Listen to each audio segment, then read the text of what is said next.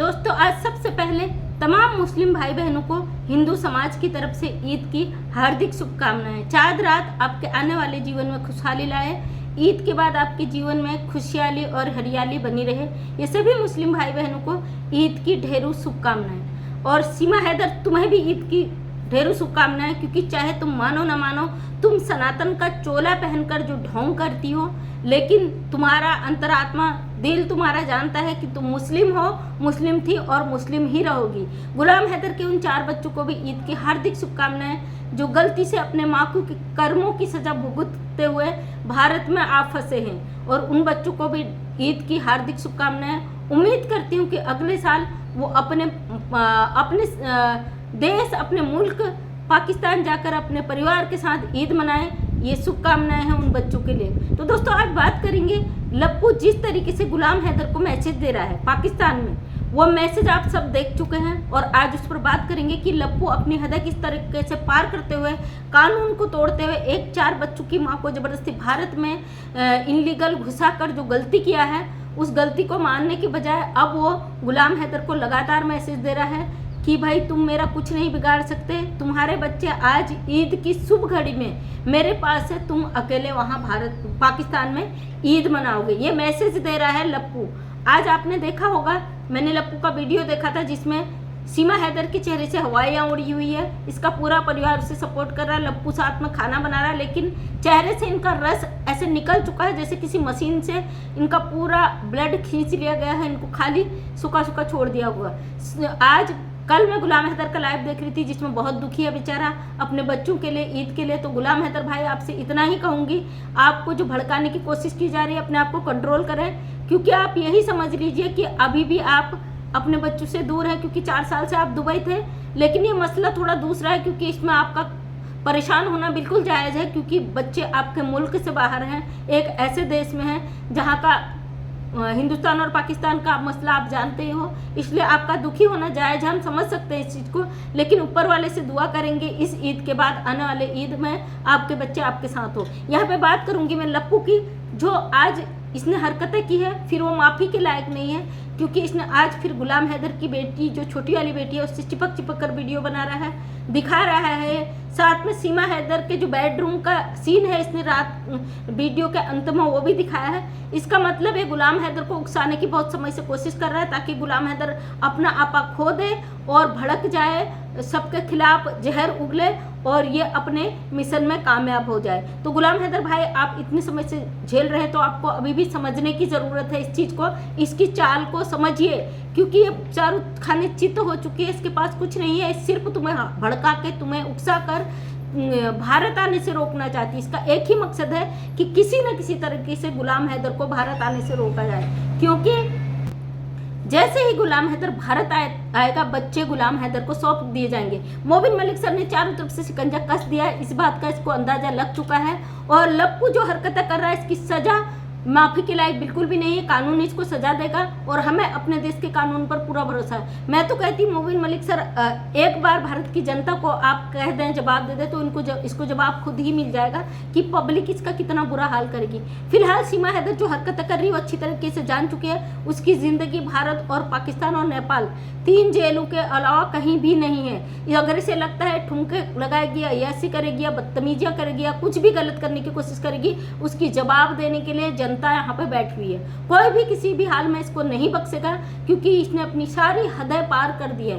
ये लगातार गुलाम हैदर को भड़काने का काम कर रही है, साथ में लप्पू कर रहा है। तुझ जैसी बेशरम वहाँ पे थू है, जो अपने बच्चों का इस्तेमाल करके यहाँ पे अपनी अय्याशियाँ कर रही है। अपनी फैसिलिटीज़ के लिए तूने अपने बच्चों को दाव पे लगा दिया है। और लप्पू जो हरकतें कर रहा है, इसे माफ़ी नहीं कही जा सकती, क्योंकि ये जो बंदा है, इसकी हरकतें बिल्कुल भी कतई भी माफ़ी के लायक नहीं है। ये बोलता है ना, मुन्नी पापा क्या करेंगे, मुन्नी पापा से करना, अरे तुझे पापा बनने का इतना ही शौक है ना, तो अनाथ आश्रमों से उठा ना बच्चे। गुलाम हैदर अभी भी जिंदा है और बहुत जल्दी भारत आने वाला है। तुझे पता भी नहीं चलेगा कब गुलाम हैदर भारत की धरती पे पहुंच गया, कब गुलाम हैदर को बच्चे डिपोर्ट कर दिए गए। मोबिन मलिक सर ने कहा है ना, तेरे घर के सामने में गुलाम हैदर का घर बना के दूंगा, ताकि तू दिन रात जलता रहो, भूनता रहो। तेरी तो हैसियत भी नहीं है कि तू गुलाम हैदर के आने के बाद अपनी जुबान खोल सके। अगर तुझे जवाब देना है कानूनी तरीके से कोर्ट के लिए तैयार रहो। जो तू बोलता है सोशल मीडिया पे किसी की हिम्मत नहीं है बच्चों को मुझसे लेने की, तो कोर्ट के लिए तैयार रहना बेटा। अगर एक भी जवाब दे पाया ना, जो कहेगा वो करने को तैयार है, क्योंकि तेरे पास कोई जवाब नहीं है अफवाह और तमाम फर्जी चीज़ें फैलाने के अलावा। जो तेरा भाई था उसका काला चिट्ठा निकाल के रख दिया है मोबिन मलिक सर ने कि कितना झूठ परोसता है, कितनी धाराएं इस पे लग चुकी हैं, कितने कानूनी शिकंजे कस चुके हैं अब, और मोबिन मलिक सर की तरफ से भी बहुत सारी धाराएं लग चुकी है। इस बात को समझने के बजाय तुम लोग इसका जो गलत उपयोग कर रहे हो, उसके एवज में भी तुम्हें डबल दंड भुगतना पड़ेगा। उसके लिए भी तैयार रहना। लगातार जो तुम सोशल मीडिया पे गलत चीज़ें दिखा रहे हो उसके लिए तुम तैयार रहना, क्योंकि तुम्हारी हरकत है अब कहते ना पानी सर से ऊपर चले जाना, वो वाली स्थिति हो गई है। क्योंकि गुलाम हैदर किसी भी हाल में अपने बच्चों को नहीं छोड़ेगा। गुलाम हैदर क्या, कोई भी बाप क्यों छोड़ेगा भाई?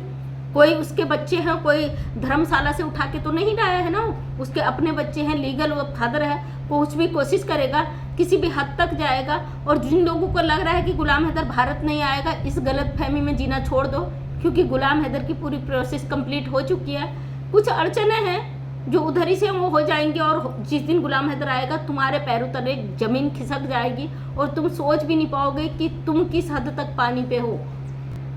फिलहाल सीमा हैदर, लप्पू और एपी सिंह तीनों पर भारत की जनता थू थू कर रही है, क्योंकि इनके अपने कर्म हैं। अपने कर्मों से भारत की जनता से अपने सर पे थुकवा रहे हैं और जिस तरीके का ये गंद मचा रहे हैं, तो उससे अंदाज़ा लगा सकते हो आप किस हद तक ये जा सकते हैं और भारत के लोग किस हद तक इनको बर्दाश्त कर सकते हैं। इनकी बर्दाश्त की अब हद खत्म हो चुकी है और बहुत जल्दी इनको इनके असली जगह तक पहुंचाने का इंतजाम हो चुका है। बहुत जल्दी जाएंगे।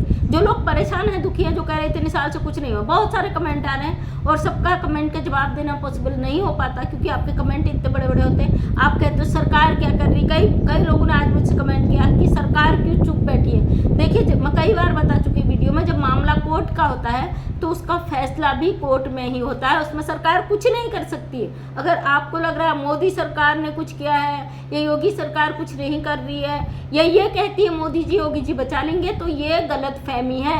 ये मैटर कोर्ट में जा चुका है, इसका फैसला भी कोर्ट से ही आएगा। जब मामले कोर्ट पे चले जाते हैं तो सरकार कुछ नहीं कर सकती। मैंने कल भी अपने वीडियो में बताया था, आज भी मैं अपनी वीडियो में बता रही हूँ। तो आप इस तरीके के सवाल पूछकर खुद भी परेशान ना हो और दूसरों को भी परेशान ना करें, क्योंकि ये मामला कोर्ट का है और कोर्ट धीरे ही सही लेकिन सही और सटीक फैसला लेकर आता है। तो दोस्तों, ये था लप्पू का जो बेशर्मी थी, जो हद पार कर रहा है। इसको लगता है इस तरीके से सोशल मीडिया में दिखाने से, गुलाम हैदर के बच्चों को जबरदस्ती प्यार करने से, जबरदस्ती योगी जी मोदी जी से रिक्वेस्ट करने से, सीमा हैदर कह दे मुझ पर तरस खा दो, भीख मांगे और पब्लिक को धमकी दे, भारत के लोगों को धमकी दे और योगी जी मोदी जी से ये भीख मांगे, तो कभी भी योगी जी मोदी जी, क्योंकि जनता है हम भारत की और योगी जी मोदी जी हमारे हैं, हमारी सरकार है, तो वो पहले हमारी सुनेंगे।